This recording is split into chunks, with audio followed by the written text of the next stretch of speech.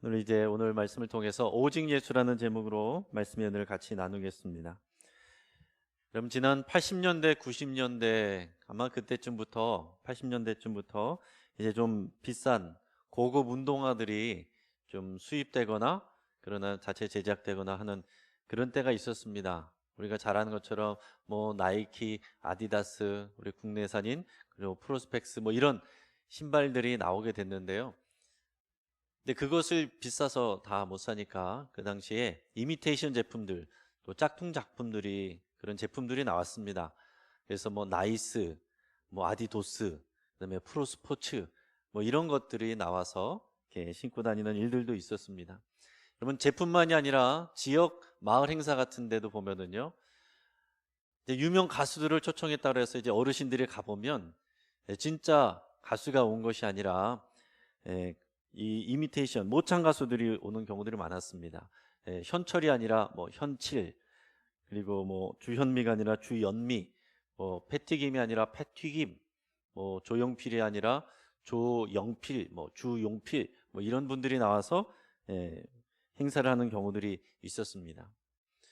요즘에 히든싱어라고 하는 그런 예능 프로그램이 있는데 이게 다시 시작이 되면서 많은 사람들이 보는 것 같습니다. 이게 내용이 뭐냐면은 이제 원조 가수를 모방하는 여러 모창 가수들이 나와서 이제 보이지 않게 목소리만 가지고서 한 노래를 나눠서 부릅니다. 그러면 거기에 나와 있는 방청객들과 패널들이 누가 진짜 가수인지 누가 진짜 원조 가수인지를 이제 맞추는 그런 포맷입니다. 그 가수 아주 오래전부터 가깝던 그런 친구들도 이 목소리를 가지고서 맞추는 것, 그것이 참 쉽지가 않습니다.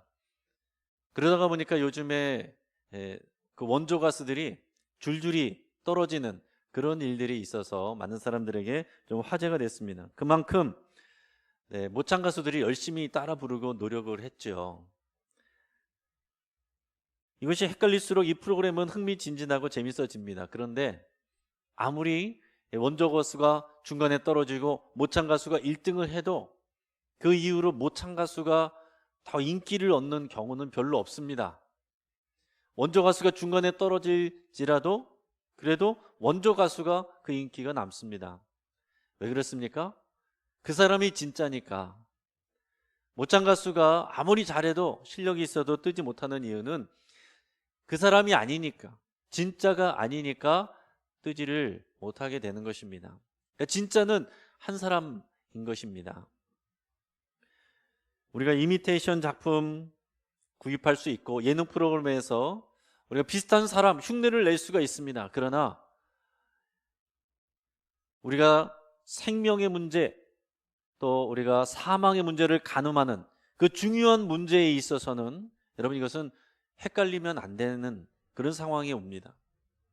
우리가 구약 성경에 보면은 솔로몬 재판 얘기가 나오죠. 솔로몬 재판 얘기에서 보면은 두 여인이 한 아이의 서로 엄마라고 주장을 하면서 이 솔로몬 앞에 나왔습니다. 누가 진짜 엄마냐? 이것을 구별해야 되는데 솔로몬이 얘기를 했습니다. 이 아이를 정확하게 반으로 나눠 가지고 공평하게 나눠줘라. 그랬더니 한 여인은 그거 좋다고 그랬고, 다른 여인은 내가 포기할 테니 저 여인에게 저 아이를 주십시오, 이렇게 얘기를 했습니다. 누가 진짜 엄마였어요? 후자죠. 포기한 사람이 진짜 엄마입니다. 진짜 엄마는 공평을 위해서 자녀의 생명을 포기할 수가 없는 것입니다. 진짜 어머니는 모든 것을 포기할 만큼 자녀의 생명을 귀하게 여기는 거예요. 여러분, 생명이 가장 귀한 가치입니다. 사랑하는 여러분, 하나님께서는 우리 생명을 귀하게 여기십니다. 하나님께서는 우리를 바라보실 때에 우리 한 사람 한 사람의 가치를 귀하게 여기십니다. 우리를 바라보실 때에 상품처럼 보시지 않습니다. 1+1으로 뭐 떨이 상품처럼 그렇게 대하시지 않는 것입니다. 여러분, 인류 역사에서 수많은 사람들이 지금까지 수천 년 수만 년 동안에 사람들이 오고 갔습니다. 그렇지만 비슷하게 생긴 사람은 있을지라도 똑같은 사람은 단 한 명도 없습니다. 여러분, 사람이 이렇게 많은데 사람의 지문이 다 다르다는 거, 여러분 이거 생각해 보면은 얼마나 여러분 이것이 신기한 일인지 모릅니다. 여러분 또한 이 땅 가운데 수많은 신의 이름이 있고 구원자들이라고 정하는 사람들이 많이 있었습니다. 그럼에도 불구하고 정말로 우리에게 진정한 생명을 주는 분은 오직 예수 그리스도 한 분뿐입니다. 오늘 본문 말씀을 다시 한번 우리 같이 소리내서 읽도록 하겠습니다. 자, 시작. 다른 이로서는 구원을 받을 수 없나니 천하 사람 중에 구원을 받을 만한 다른 이름을 우리에게 주신 일이 없음이라 하였더라. 아멘. 여러분, 인간의 역사에서 우리에게 구원을 줄 수 있는 이름은 오직 예수 그리스도 이 이름밖에 없습니다. 우리가 믿음 생활한다, 그리스도인이 된다는 것은 이것을 고백하는 거예요. 오직 예수님만이 우리의 유일한 구원자이십니다 라는 것을 고백해야 할 때에 우리가 믿음 생활이 시작이 되는 것입니다. 여러분, 이것이 우리 기독교 세계관에 있어서 굉장히 중심을 차지하는 중요한 고백이에요. 여러분, 기독교 세계관은 직선이지 원형이 아닙니다. 역사는 다시 돌아오는 것이 아닙니다. 우리에게 전생이 있는 것이 아니라 다음 생이 있는 것도 아닙니다. 하나님께서 성경을 통해서 우리에게 말씀해 주신 이 세계관은 창조, 타락, 구속, 완성, 이 시작과 끝이 있는 직선의 세계관입니다. 근데 여러분 보시면 하나님께서 천지를 창조하신 건 태초에 하신 일이고 인간의 타락도 그때 이루어졌어요. 그리고 마지막 완성은 마지막 때에, 인류의 역사의 마지막 때에 이루어질 일입니다. 그러니까 인간의 모든 대부분의 역사의 시간들은 뭐 하는 시간이에요? 이 구속의 시간. 하나님께서 우리를 구원하시고 생명을 주시고 치유하시고 회복하시는 이 역사를 이루어가는 구속의 역사. 그래서 이것을 구속사라고도 표현을 합니다. 하나님의 역사에서는 하나님이 우리를 구원해 가시는 과정의 역사인 거예요. 근데 이 구속 역사의 중심, 그것은 뭐냐면 그 중심에 예수 그리스도의 이름이 있는 것입니다. 예수 그리스도의 이름이 너무나도 중요한 거예요. 여러분, 그런데 이스라엘에는 예수라는 이름이 한 사람만 있었던 것이 아니라 많은 사람들이 이 예수라는 이름을 썼습니다. 예수라는 이름은 헬라어식으로 발음한 것이고 실제 히브리식으로 발음하면은 예슈아 이렇게 됩니다. 예슈아. 예수님의 실제 불려진 이름은 예슈아라고 할 수 있는데 이 예슈아라는 이름은 여호수아의 줄임말이에요. 여호수아의 줄임말이 예슈아인데 이 여호수아는 어떤 말이냐면은 그러니까 야훼 하나님을 의미하는 예라는 말과 구원을 의미하는 호세아라는 말이 붙은 것입니다. 호세아. 그래서 호세아, 여호수아라는 이름이 그것이고 그것의 줄임말이 예수아예요. 그러니까 호세아, 여호수아, 예수아, 예수, 이 이름은 다 같은 구원자, 구원이라는 의미를 담고 있는 것입니다. 예수라는 이름은 인기 있는 흔한 이름이었기 때문에 많은 사람들이 이 이름을 썼습니다. 그러다 보니까 구별하기 위해서 나사렛에서 온 예수 또는 마리아의 아들 예수 또는 요셉의 아들 예수 이렇게 구별해서 불렀습니다. 몇 년 전에 SBS 그 다큐멘터리 프로그램 중에서 신의 길, 인간의 길이라는 그런 프로그램 작품이 있었습니다. 근데 그 내용은 어떤 거냐면 이런 것입니다. 지금 이스라엘 민족하고 그 주변에 있는 아랍 민족들하고 사이가 굉장히 안 좋잖아요. 서로 싸우고 전쟁을 한단 말이죠. 그래서 거기 가서 그런 이제 역사적인 문헌적인 것들을 탐구를 하면서 꾸란에도 보면은 예수의 이름이 있습니다. 마리아의 아들 예수님에 대한 내용이 나와요. 이제 꾸란에서는 그 발음을 이사라고 합니다. 결국에는 이 성경에 있는 예수 그리고 꾸란에 있는 이사 다 같은 이름이고 마리아의 아들이니 서로 거기니까 싸우지 말고 사이좋게 지내는 것이 좋다, 이런 내용을 담은 것입니다. 이런 분명히 꾸란에 마리아의 아들 예수가 나옵니다. 그런데요, 결정적인 것이 다릅니다. 결정적으로 뭐냐면 꾸란에서는 이 마리아의 아들 예수를 구원자로 인정하지 않아요. 그냥 선지자로 인정합니다. 하나님의 아들이라고 인정하지 않습니다. 그러니까 이거를 모르는 사람은, 그냥 일반적인 사람들은 작은 차이라고 생각하지만은 이것이 가장 중요한 본질적인 것이거든요. 이것이 가장 중요한 것입니다. 예수님이 하나님의 아들이시요 우리의 유일한 구원자다라는 것을 고백하는 것이 우리 신앙의 가장 핵심인데, 이것을 포기하고서 종교 간의 화해만을 모색한다? 이것은 아닌 것입니다. 이런 평화와 공존 중요한 것입니다. 타 종교를 당연히 존중해야죠. 그러나 여러분, 그렇다라고 해서 그것을 위해서 진리를 버리거나 희석할 수는 없는 것입니다. 그것을 위해서 진리를 왜곡할 수 있는 것은 아니다라는 거죠. 여러분, 우리에게 신앙에 있어서 가장 중요한 것은 예수 그리스도가 하나님의 아들이시고, 그리고 그분이 나의 유일한 구원자이십니다라는 고백을 하는 것입니다. 우리의 개인 믿음에 있어서 이게 가장 중요한 거예요. 여러분, 솔로몬 재판에서처럼 공정과 공평을 위해서 아이의 생명을 포기할 수가 있겠습니까? 진짜 어머니는 그렇게 못하는 거예요. 여러분, 우리 생명을 위해서, 공평을 위해서 우리 생명을 포기한다? 진리를 왜곡한다? 희석한다? 그거는 말이 되지 않는다라는 것입니다. 물론 우리가 제도적으로 인정은 하지만 그러나 우리가 우리의 개인의 생명, 진짜 구원을 위해서는 여러분 그거 놓치시면 아무것도 아닌 것이 되는 것입니다. 예수님을 종교적으로 바라볼 수 있고 사회과학적으로 바라볼 수 있어요. 그렇게 이해할 수 있습니다. 그러나 그것은 예수님을 믿는 믿음은 아니에요. 말씀드렸던 이 다큐멘터리처럼 이 평화 또는 인권의 이름으로 포장해서 진리를 왜곡하거나 믿고 싶은 대로 믿는 것, 그것은 진짜 믿음이 아닙니다. 우리는요, 순수하게 기독교 신앙을 배우고 믿는 것이 참 쉬운 일이 아니에요. 우리가 신앙을 받아들일 때, 복음을 받아들일 때 이미 오랜 시간 동안 기존에 우리가 경험해왔던 종교와 문화들, 관습들, 이런 것들이 몸에 배어있기 때문에 신앙을 순수하게 말씀을 우리가 배우는 것이 참 쉽지가 않습니다. 우리는 스스로 나는 성경대로 예수님을 믿는다고 생각하지만 아닌 경우들이 상당히 많이 있어요. 그런 책 중에서 목사님도 모르는 교회 안의 무속신앙이라는 책이 있습니다.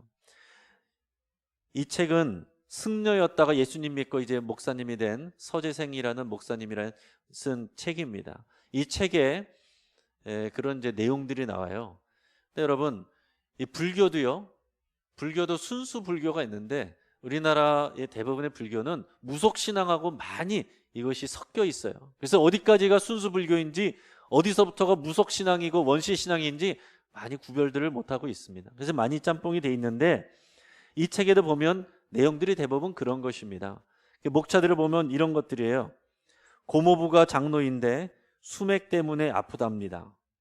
궁합이 맞지 않다며 결혼을 반대하는 집사님, 손 없는 날에 이사한다고 주일 예배에 빠진 구역장님, 교회 친구가 밤마다 가위 눌림으로 잠을 못 잡니다.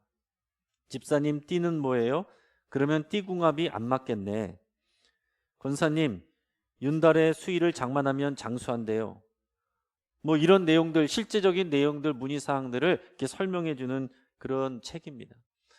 그러니까 여러분, 우리가 이미 우리 삶 가운데 특별히 출생이나 결혼이나 장래와 같은 인생의 중요한 시기에 있어서는 우리가 복음적으로 접근하고 이해하는 것보다는 오래전부터 그렇게 하는 거래, 원래가 그렇대, 뭔지도 모르지만 기존에 해왔던 그런 것들을 답습하고 따라가는 일들이 많이 있다라는 것입니다. 여러분, 또 이 시대에 학문과 지식과 이념 그리고 제도들은 예수 그리스도가 유일한 구원자다라는 것을 반대합니다. 그 반대하는 일에 모든 것이 다 합쳐서, 힘을 합쳐서 함께 나아가고 있어요. 그것을 여러분 잘 보셔야 됩니다. 우리는 우리를 속이는 거짓말들에 대해서, 성경적이지 않은 비진리에 대해서 구별할 수 있어야 됩니다. 그것이 우리가 오직 예수를 믿는 믿음이에요. 그 거짓말들은 어떤 것인가? 거짓말 첫 번째는 구원은 어느 종교에나 있다라는 것입니다. 구원이 어느 종교에나 있다라고 얘기를 하는 거예요. 이것을 우리가 종교다원주의라고 얘기를 합니다. 그래서 어떤 사람들은 이렇게 얘기하는 것입니다.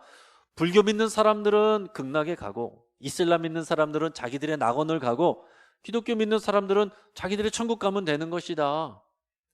또 어떤 사람들은 불교를 믿으나 어떤 종교를 믿으나 무속신앙을 믿으나 결국에는 다 올라가면 한 곳에서 만난다. 이런 것들을 우리가 종교다원주의라고 얘기를 합니다. 여러분, 다양성의 존중 중요한 것입니다. 우리의 다양성에 대해서 이해해야 되고 존중해야 될 필요가 있고 이유가 있습니다. 하지만 진리 문제에 대해서, 우리가 생명이 걸려있는 우리 개인의 영생에 대한, 생명의 문제에 대한, 구원의 문제에 대한 것은, 여러분, 이것은 타협하면 안 됩니다. 오직 예수 그리스도, 그분을 통해서만 우리가 하나님께로 갈 수 있고 구원을 받는다. 이것이 우리의 믿음의 고백이에요. 왜요? 오늘 우리가 읽은 말씀에서 분명히 그랬잖아요. 천하인간의 구원을 받을 만한 다른 이름을 우리 하나님께서 주신 일이 없다라고 분명히 못 박아놨습니다. 자, 두 번째 거짓말은 뭡니까? 그것은 모든 것이 과학적으로 증명이 돼야 되고 과학적으로 증명된 것만 믿을 수 있다, 이렇게 말하는 것입니다.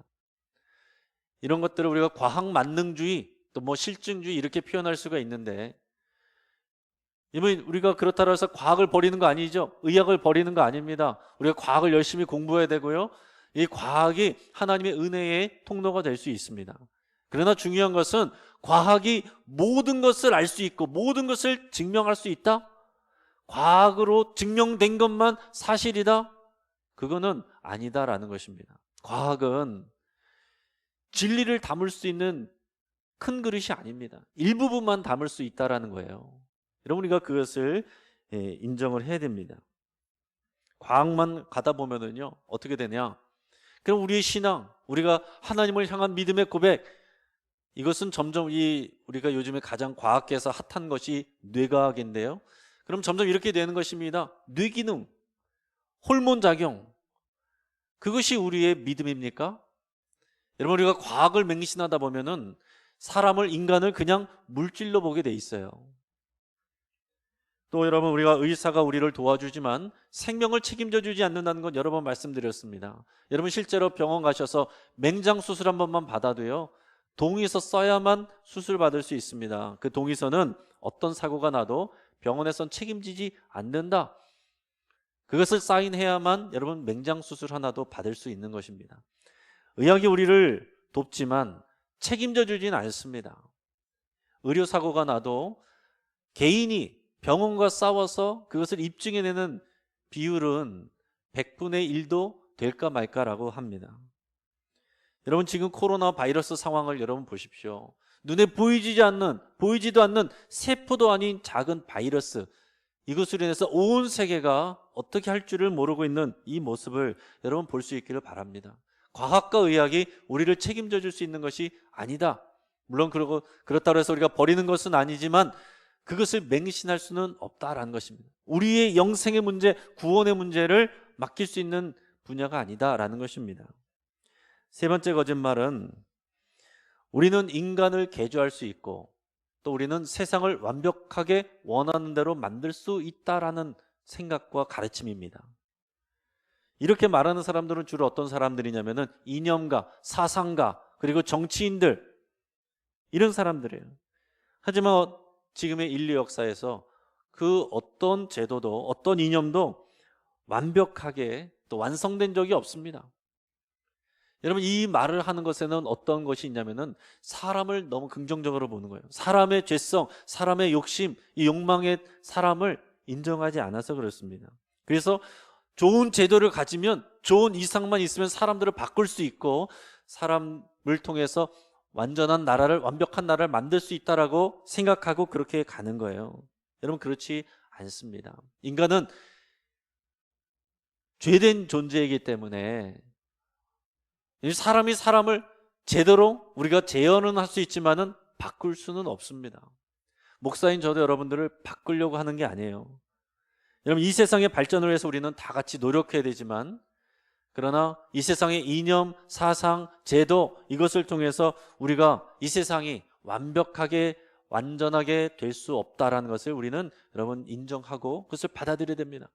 이것이 기독교 세계관을 받아들이는 사람들의 고백이어야 되는 것입니다. 또 네 번째 거짓말은 이것이에요. 지금 세상은 그것은 죄가 아니다, 이것을 말하고 있어요. 전통적으로 우리가 죄라고 말했던 것들인데 세상은 아니다, 그건 죄가 아니다, 당연한 거다, 괜찮은 거다, 이렇게 말하고 있다는 것입니다. 여러분, 실례로 몇 년 전에 간통법이 없어졌죠. 간통죄가 없어졌습니다. 이제는 간통이 죄가 아닙니다. 그래서 법적으로는 문제가 되지 않는다는 거예요. 그것은 그냥 개인 생활, 사생활의 문제이기 때문에 각자가 알아서 할 문제라고 얘기를 하는 것입니다. 근데 여러분, 법적으로는 이제 합법이 될지라도 하나님 앞에서는 그것이 죄가 되는 거예요. 여러분, 이것이 중요한 것입니다. 여러분, 세상에서는 법을 정하는 것 사람이 합니다. 정치인들이 하고 그것을 적용하는 것 법률가들이 합니다. 그래서 어디에서는 이것이 죄인데 어디에서는 죄가 아닌 것들이 많아요. 미국에서도 주에 따라서 어떤 주에서는 대마초가 합법이고 어떤 데서는 불법이에요. 여러분, 이 땅에서는 그것이 상대적이지만 하나님 나라 앞에서, 하나님 나라에서 하나님 앞에서는 하나님은 절대 기준으로 우리를 판단하시는 것입니다. 여러분, 진리란 것은 평균값을 내는 게 아닙니다. 어느 정도 중간에 위치한 것이 아니에요. 그것을 다수결로 정하는 것이 아닙니다. 우리 마음에 좀 더 맞는 것, 끌리는 것이 진리라고 말할 수 있는 것도 아닙니다. 진리는 절대 기준에서 오는 것인데 절대 기준은 여호와 하나님에게서 오는 것입니다. 로마서 3장 23절에서 모든 사람이 죄를 범하였음에 말했어요.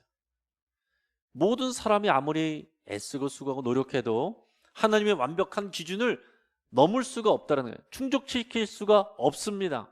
그래서 지난주에 말씀드린 것처럼 기독교의 세계관이 타락, 우리 모두가 죄인입니다라는 것을 고백하는 거라고 그랬어요. 그렇기 때문에 예수님이 구원자로 이 땅 가운데 오신 것입니다. 우리가 인간을 바꿀 수 있고 완벽한 나라를 만들 수 있다라는 고백은 성경적이지 않다라는 거예요. 그러면 여러분, 오직 예수로 산다는 거, 그건 어떻게 사는 것입니까? 오직 예수, 그분만이 나의 유일한 구원자시고 더 나아가서는 구원자라는 것은 그분이 나의 주님, 나의 주인이시라는 것을 고백을 하는 것입니다. 먼저는요, 여러분 따라해 보시기 바랍니다. 예수님은 내 인생의 주인이십니다. 예수님이 우리 인생의 주인이세요. 그 얘기는 예수님이, 하나님의 뜻이 우리 인생에 가장 우선순위에 있어야 된다라는 것입니다. 자, 두 번째는 예수님은 우리 가정의 주인이십니다. 여러분, 이것을 믿으셔야 됩니다. 여러분, 이것을 인정하셔야 돼요. 심지어 우리 부부 사이에서도 예수님이 주인이세요. 제가 결혼 주례할 때는 이 부분을 꼭 얘기합니다.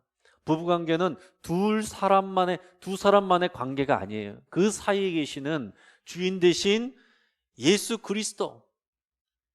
그리스도를 우리가 생각하면서 관계하는 것입니다. 이것이 되지 아니하면은 그냥 두 사람만의 어떤 수준으로만 그렇게 대하게 되는 거예요. 그래서 여러분, 우리가 이번에 가정 예배를 하는데, 가정 예배를 할 때 나는 뭐 자녀가 없으니까, 자녀가 다 출가했으니까 그래서 나는 안 해도 된다 생각하시는 분들도 계시는데, 여러분 그렇지 않습니다. 지금 여러분 부부만 계셔도 여러분이 가정이잖아요. 그러면 부부끼리 가정 예배 하시길 바랍니다. 여러분이 부부끼리 이 예수 그리스도를 주인으로 모시고 함께 예배하는 것 너무나도 중요한 부분이에요. 여러분, 지난 한 주 동안 부부 사이에 하나님을 주제로 얘기를 해본 것이 몇 번 있습니까? 예수님의 이름으로 서로를 축복해 준 적이 몇 번 있습니까? 그리고 서로의 아픔에 대해서 함께 나누고 그것을 함께 예수님의 이름으로 하나님께 기도한 적이 몇 번 있습니까? 별로 없을 거예요. 여러분, 괜찮습니다. 괜찮다라는 거예요. 많은 사람들이 대부분 그러니까 괜찮습니다. 그러니까 이제 시작해보자라는 것이죠. 코로나로 인해서 지금 가족들이 모이는 시간이 더 많은 이때에 신앙의 본질을 회복할 수 있는 기회를 삼으면 너무나도 좋다라는 것입니다. 그러니까 부부끼리만 있는 분들도 여러분들 이 가정 예배를 신청하시고 시작하실 수 있기를 바라고, 혼자 계신 분들 개인 예배 하시고 앞에서 말씀드렸던 것처럼 그렇게 나 혼자 신앙생활 하신 분들 두세 사람이서 여러분 같이 또 전화로든 또 아니면 만나서든 그렇게 작정하시고 예배하셔도 좋겠습니다. 그 믿음의 가정이니까요. 그래서 많은 분들이 더 신청하시고 좋은 기회로 삼으실 수 있길 바랍니다. 마지막으로 오직 예수로 산다는 것은 예수님이 내 일터의 주인임을 고백하는 것입니다. 여러분 따라 보겠습니다. 예수님이 내 일터의 주인이십니다. 여러분 예수님은 교회에만 계신 분이 아니에요. 교회에서만 만나는 분이 아닙니다. 일주일에 한 번 만나는 분이 아니에요. 여러분 교회 바깥에서 우리 일터에서 주인 되시는 분이 우리 예수 그리스도, 이것을 우리가 고백하는 것이 오직 예수, 이 믿음입니다. 그 기독교 신앙의 구속, 이것은 예수님이 나의 주인이시고 오직 예수님만이 내 인생의 주관자가 되십니다. 이거 고백하는 것입니다. 여러분 지난 9월 7일에 세계무역센터 협회 총재를 지냈던 그 이희돈 장로님이 암으로 하나님의 부르심을 받아서 천국에 갔습니다. 이분이 또 많이 유명해졌고 간증도 많이 하신 분이죠. 여러분들이 많이 이제 들어서 아시는 분도 계시겠지만은 이제 이분의 이제 천국 가셨기 때문에 그걸 계기로 한 번 더 말씀드리겠습니다. 이분은 공부는 잘했지만 너무나도 가난해서 또 유학을 가고 또 미국에서 집을 사고 취직하는 모든 과정들이 인간의 생각으로는 너무나도 불가능한 일들이었습니다. 그런데 모든 과정 하나가 기도하는 가운데 하나님께서 놀랍게 응답해 주시고 역사해 주셨어요. 이분이 하나님의 도움과 은혜로 결국에는 세계무역센터, 그 미국의 그 쌍둥이 빌딩에 있는 세계무역센터 협회의 총재까지, 아시아인으로서는 최초의 총재가 됐습니다. 이분이 총재로 있을 때 2001년 9월 11일 날, 그날은 1년에 한 번 있는 이사회가 그 세계무역센터 쌍둥이 빌딩에서 열리는 그런 때였습니다. 이희돈 장로님은 이 회의에 참석하기 위해서 며칠 전부터 만반의 준비를 했습니다. 그리고 이제 뉴욕의 맨하탄으로 가기 위해서 공항으로 가는데 거기서 주스 한 잔을 사서 마셨습니다. 그런데 그게 좀 잘못돼서 갑자기 배탈이 난 거예요. 그래서 화장실을 여러 번 들락날락하고 그리고 배에 손을 얹고 기도를 해도 아무런 변화가 없는 것입니다. 그래서 도저히 안 되겠다 싶어서 할 수 없이 전화를 걸어서 이 조찬 모임으로, 조찬 회의로 갖고 했던 것을 취소하고 오후로 옮겼어요. 그래서 생각을 했습니다. 왜 하나님께서 이 중요한 때에 이 중요한 일을 하나님께서 도와주시지 않을까? 왜 내 복통도 낫지 않고 왜 내가 지금 이 회의에 참석해야 되는데 이것도 안 되게 하나님께서 하실까? 왜 도와주시지 않을까? 이 생각했습니다. 자, 그런데 그 당시에 이 이돈 장로님은 자기의 집무실로 건물에 77층을 쓰고 있었고 조찬 후에 그 이사회로 모일 그 장소는 84층이었습니다. 자, 이제 사진은 내려주시고요. 나중에 알고 보니까 그 시각에 그 첫 번째 비행기가 와서 딱 부딪힌 곳이 그 바로 그 84층이었다라는 거예요.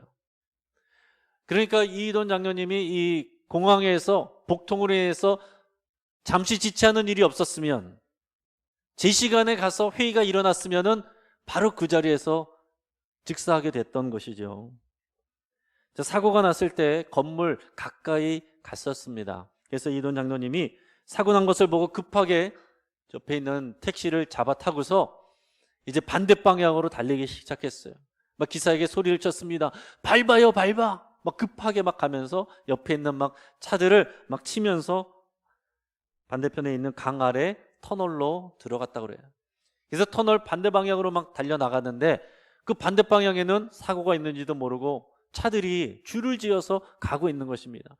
그래서 창문을 열고 막 소리를 쳤다고 그래요. 비상 상황입니다. 비상 상황이에요. 돌아가세요.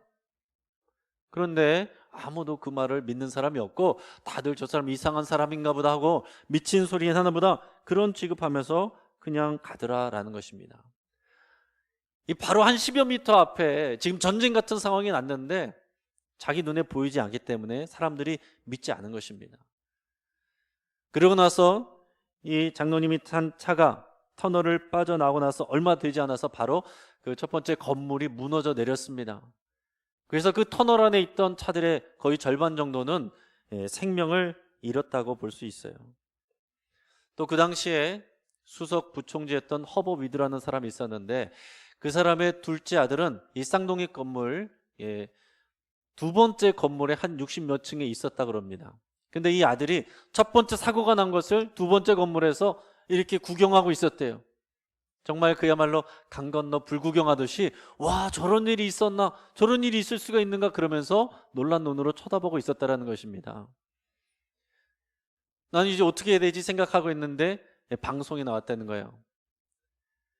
여러분, 두려워하지 마시고 긴장하지 마시고 자리에 편히 앉아 계시기 바랍니다. 그래서 앉아 있는데 불안해서 아버지한테 다시 전화했대요.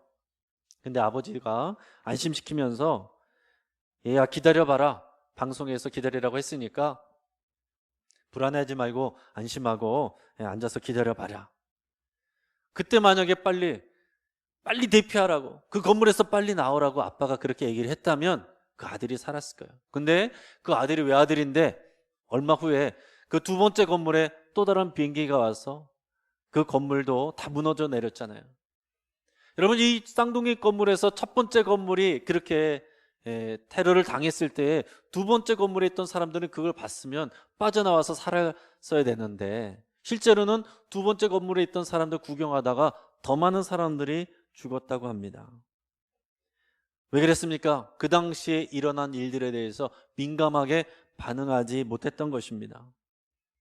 여러분, 여유가 있을 때 대피하라, 이 안내방송 제때 했더라고 한다면, 사람들이 그 말 듣고 거기서 나왔다고 한다면 수많은 사람들이 살 수 있었을 것입니다. 사랑하는 성도 여러분, 우리의 인생이 이런 것과 같습니다. 우리는 당장 터널 앞에 일어날 일들이, 어떤 일들이 일어나고 있는지도, 당장 어떤 일들이 일어날지도 알지 못하는 그런 삶을 살아가고 있는 것이에요. 우리는 그렇게 어떤 일이 일어날지도 모르면서 터널 안으로 들어가고 있는 그런 차량들, 그것이 우리의 인생의 모습인지 모르겠습니다. 방송에서 나오는 안심하라, 앉아있으라 라는 말을 믿었다가 생명을 잃을 수 있다는 것입니다.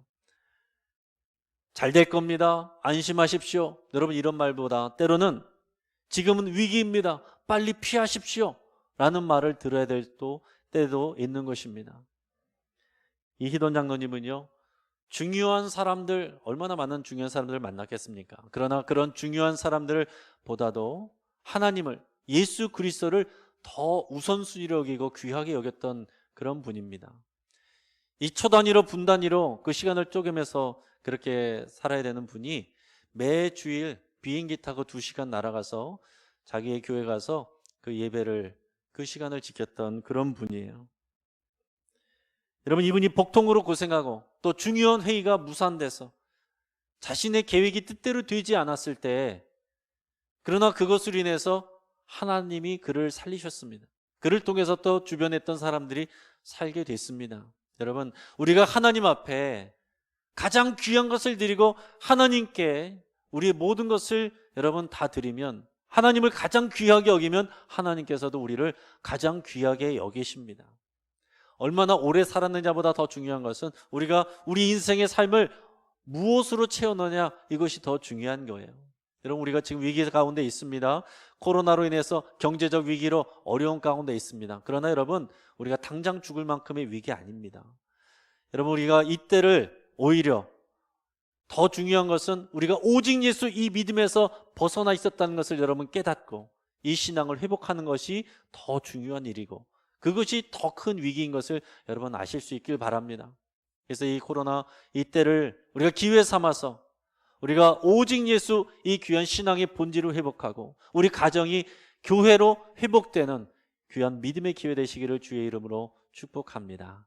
같이 한번 기도하겠습니다. 여러분, 기도하실 때에 하나님께 감사드리며 내 안에 계신 예수 그리스도, 예수님이 나의 주인이시고 나의 유일한 구원자십니다. 나를 구원해 주신 주님 감사합니다. 여러분, 그렇게 같이 고백하고 나와 나의 가정이 하나님의 가정, 하나님의 집이 되고 하나님의 교회가 되게 하여 주시옵소서. 이 세상에 비진리가 많은 너무나도 많이 우리 자녀들과 우리 가족들을 공격하고 또 휩쓸려 가게 하는데 오직 예수 이 진리 안에 든든히 서 있을 수 있게 붙들려 있을 수 있게 위해서 함께 기도하겠습니다.